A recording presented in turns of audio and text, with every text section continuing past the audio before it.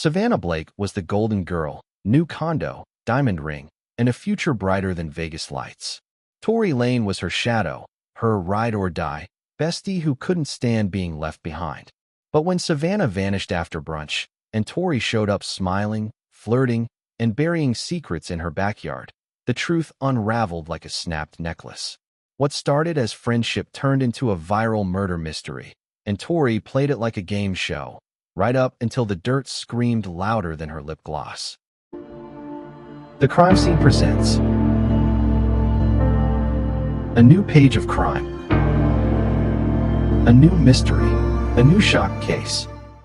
Savannah Blake and Tory Lane were the kind of besties that made people roll their eyes. Matching tattoos, inside jokes, and a million selfies with captions like "Ride or Die." They'd been tight since middle school, same busted neighborhood, same drama-filled high school, same hustle to get out.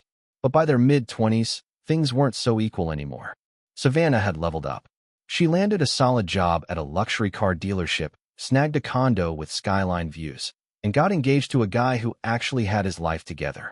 Tory, still bouncing between bartending gigs and bad decisions, living off vibes and Venmo.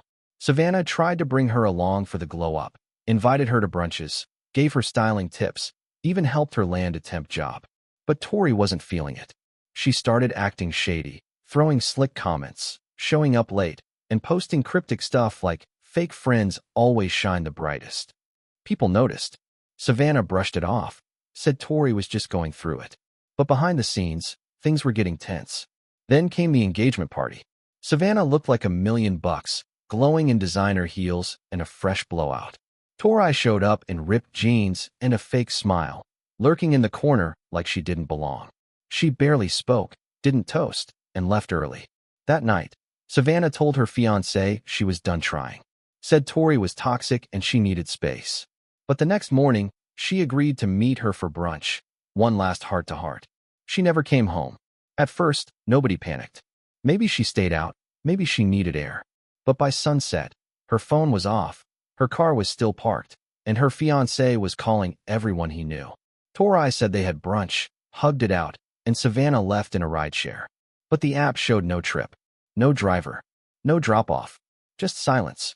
And that's when the ride-or-die story started to rot. The backyard was off. That's what the first cop said when he stepped onto Tory Lane's property. Savannah Blake had vanished less than 24 hours earlier, and Tory was the last person to see her. Said they had brunch, hugged it out, and Savannah left in a rideshare. But the app showed no trip, no ping, no driver, just a dead signal. So the cops pulled up to Tory's place, small house, chain-link fence, and a backyard that looked freshly flipped. Dirt too loose, grass too new, like someone had rushed a landscaping job overnight. Tory claimed she'd been gardening, said she was planting lavender and tomatoes. But the soil didn't match. It was dry, packed, and smelled like bleach. Forensics rolled in with ground scanners and cadaver dogs. Within hours, they found a shallow grave. 6 feet down, wrapped in a tarp, was Savannah's body. One acrylic nail missing. Her necklace snapped. Her phone crushed. It wasn't just a burial, it was a panic job. Tory didn't flinch. She smiled through questioning, cracked jokes, even complimented the detective's cologne. Said she had nothing to hide. But her boots had dirt from the grave site. Her shovel had traces of blood. And her backyard security cam? Mysteriously offline during the exact window Savannah went missing. The footage before and after was crystal clear. Just not the part that mattered. Neighbors started talking. Said they heard arguing the night before. Said Tory was out back with a flashlight and a bottle of wine. One even claimed she saw Tory dragging something heavy wrapped in a blanket. But no one called it in. Not until Savannah's fiancé started knocking on doors. The backyard didn't lie. It told a story of rage, betrayal, and a best friend who couldn't handle being left behind. And while Tory kept smiling, the dirt was already screaming. Tory Lane didn't just play innocent. She played seductive. From the moment cops started sniffing around, she flipped the script. Tight tops, glossy lips, and a smile that didn't match the situation. She flirted like it was a game show, not a murder case. Brought iced coffees to interviews, complimented detectives, even asked one if he was single. The internet ate it up. TikTok clips of her winking at reporters went viral. Memes popped up overnight. killer BFF, or queen of chill. But behind the charm, her story was falling apart. Her alibi was weak. Said Savannah left in a rideshare, but there was no record. Claimed she was gardening, but the soil had bleached traces. Her boots matched the dirt from the grave. And her backyard cam? Offline during the exact window Savannah vanished. The footage before and after was crystal clear, just not the part that mattered.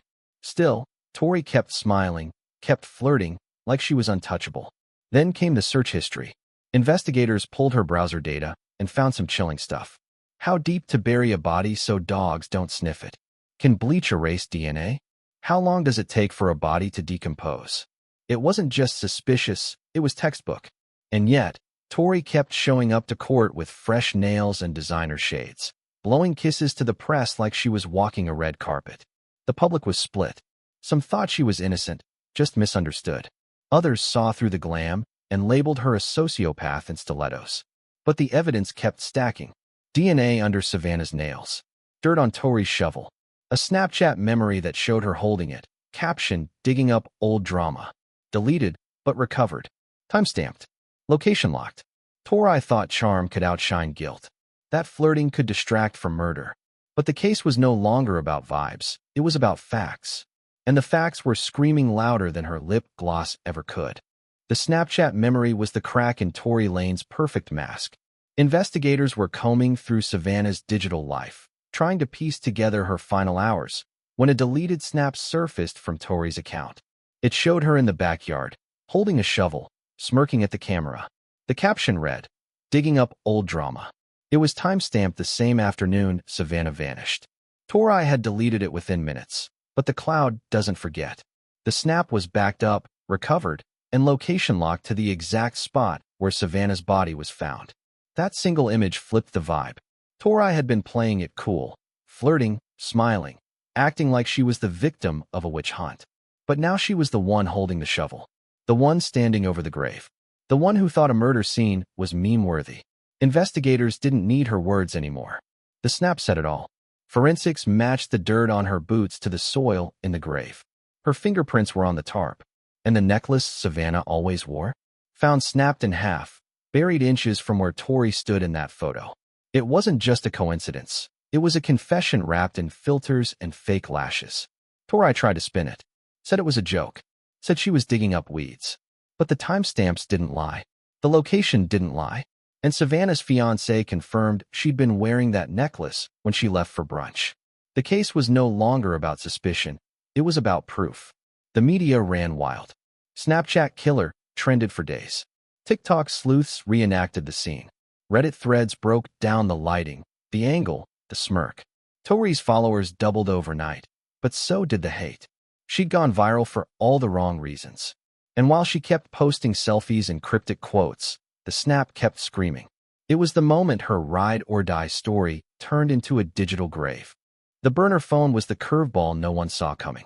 Cops found it stuffed under the passenger seat of Tory Lane's beat-up Honda Civic, wrapped in a fast food napkin like it was trash. It wasn't her main phone. This one had no social apps, no selfies, no contacts. Just a string of shady texts to a number labeled J. The messages were short, cold, and straight-up incriminating. "It's done. She won't talk again." Backyard handled. That was all investigators needed to start digging deeper. The number traced back to Jace Monroe, Tori's ex-situationship, and Savannah's former fling. Turns out Savannah had been sitting on receipts. She discovered that Tori and Jace were running a scam. Fake Airbnb listings, stolen deposits, and ghosted renters. Savannah had voice memos, screenshots, even a draft email to the cops. She was ready to blow the whole thing up. And 2 days before she vanished, she told her fiancé she was done covering for Tori.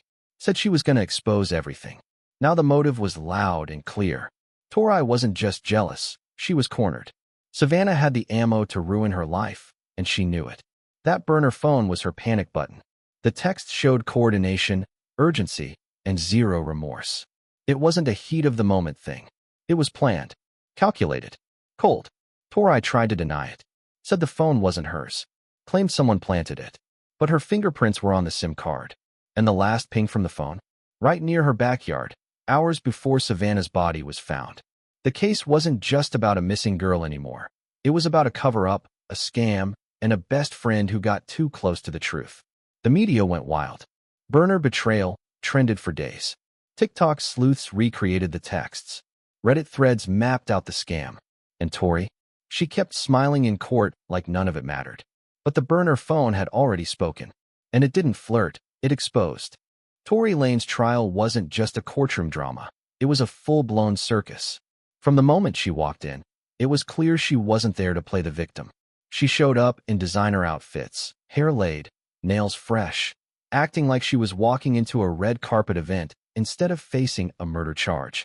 She blew kisses to the press, winked at the jury, and even posed for cameras like she was starring in her own reality show. The internet went nuts. TikTok edits, reaction videos, memes, she was trending for all the wrong reasons. But behind the glam, the prosecution was stacking bricks.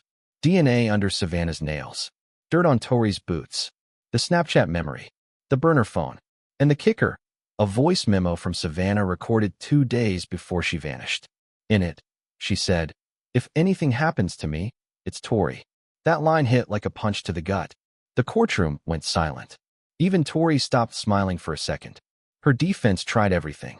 Claimed the voice memo was fake. Said the Snapchat was taken out of context. Argued the burner phone was planted. But the jury wasn't buying it. The evidence was too tight, too loud, too real. And Tori's whole flirt and deflect act? It started to look like guilt wrapped in lip gloss. The trial lasted 3 weeks. Every day, Tori showed up like she was auditioning for a role. But the only role she landed was inmate. The jury came back fast, guilty on all counts. Life in prison. No parole. No appeal. Just cold bars and a reputation that would haunt her forever. The media dubbed her the flirt killer. Podcasts broke down her every move. Reddit threads dissected her outfits. But the truth was simple. She murdered her best friend, buried her in the backyard, and tried to charm her way out of it.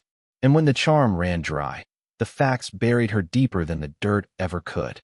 A year after the trial, the internet still hadn't let go of Tory Lane. Her name was stamped across Reddit threads, podcast episodes, and TikTok deep dives. But then came the twist nobody saw coming. A TikTok account popped up under the handle @RealToryLane.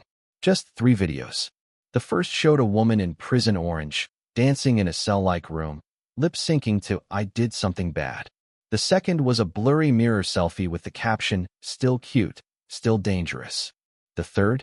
A silent clip of a prison meal tray with the words, "Life tastes bland." The account vanished in 24 hours. Deleted. Scrubbed. But not before racking up over 3 million views and getting screen recorded by half the internet. Was it really her? Some said yes. Claimed she bribed a guard, got access to a phone, and was flexing her new prison fame. Others said it was a troll, a lookalike, or a clout chaser riding the wave. The prison denied everything. Said no phones were smuggled, no footage matched their cells, and Tori hadn't been moved or given special privileges. But the internet didn't care. The mystery was alive again. True crime channels jumped on it. Tory Lane, the viral inmate, became a trending series. TikTok sleuths tried to match the tray to prison menus. Reddit users dissected the lighting, the walls, the voice. Some even claimed the account was a marketing stunt for a docuseries. But no one could prove anything. And Tori? She stayed silent. No interviews. No statements. Just locked away with a legacy that refused to die. Savannah Blake's family was furious. Said the videos mocked their grief. Called for stricter prison monitoring. But the damage was done. Tory Lane had become more than a killer. She was a digital ghost, haunting timelines and trending tabs. Her story wasn't just a crime. It was a spectacle. And even behind bars, she knew how to keep the spotlight.